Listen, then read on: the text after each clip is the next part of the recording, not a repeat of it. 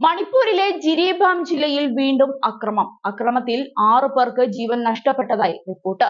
കുക്കി വിമതർ എന്ന് സംശയിക്കുന്നവർ നുക്ചാപ്പി ഗ്രാമത്തിൽ അക്രമം നടത്തിയെന്നും 63-കാരനായ യുറംബം കുലേന്ദ്ര സിംഹ കൊല്ലപ്പെട്ടുവെന്നുമാണ് റിപ്പോർട്ട്.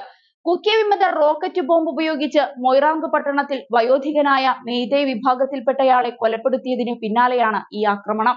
മെയ്തേയ് സമുദായത്തിലെ സായുധ സംഘങ്ങളും കുക്കി ഗോത്രങ്ങളും തമ്മിലുള്ള വെടിവെപ്പിലാണ് മറ്റ് 5 പേരും കൊല്ലപ്പെട്ടതെന്ന് വൃത്തങ്ങൾ അറിയിച്ചു. പോലീസ് തിരിച്ചടിച്ചാണ് സ്ഥിതിഗതികൾ നിയന്ത്രണ വിധേയമാക്കിയത്.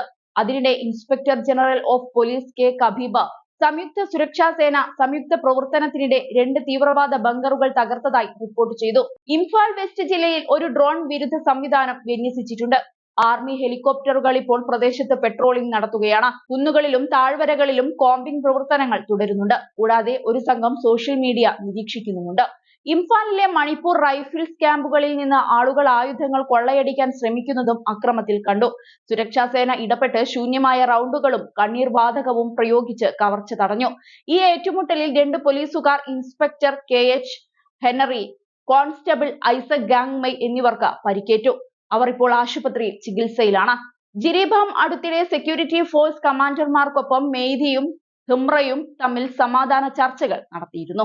എന്നാൽ ചുരാചന്ദ്പൂർ ആസ്ഥാനമായുള്ള കുക്കി ഗ്രൂപ്പുകൾ ഈ ചർച്ചകളെ എതിർത്തു.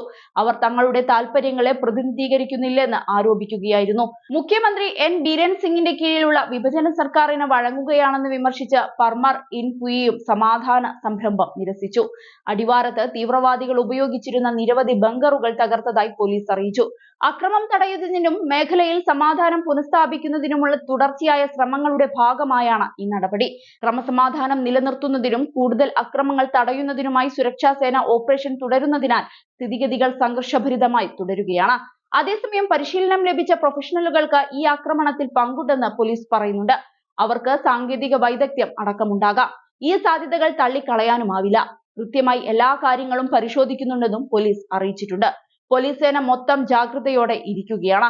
ഏതു സമയവും വീണ്ടും സംഘർഷമുണ്ടായേക്കാൻ സാധ്യതയേറെയാണ്. സംയുക്ത സൈനിക നീക്കങ്ങളും ഉണ്ടാകും. അതേസമയം ആക്രമണം സമാധാന ശ്രമങ്ങൾക്ക് വലിയ തിരിച്ചടിയാണ്. പുറത്തുനിന്നുള്ളവരുടെ പിന്തുണയടക്കം പോലീസ് ഇക്കാര്യത്തിൽ സംശയിക്കുന്നുണ്ട്. റോക്കറ്റ് ലോഞ്ചറുകളും ഡ്രോണുകളുമെല്ലാം വന്നതോടെ സംഘർഷം ആളിക്കത്തിക്കാനുള്ള ശ്രമമായിട്ടാണ് പോലീസ് കരുതുന്നത്.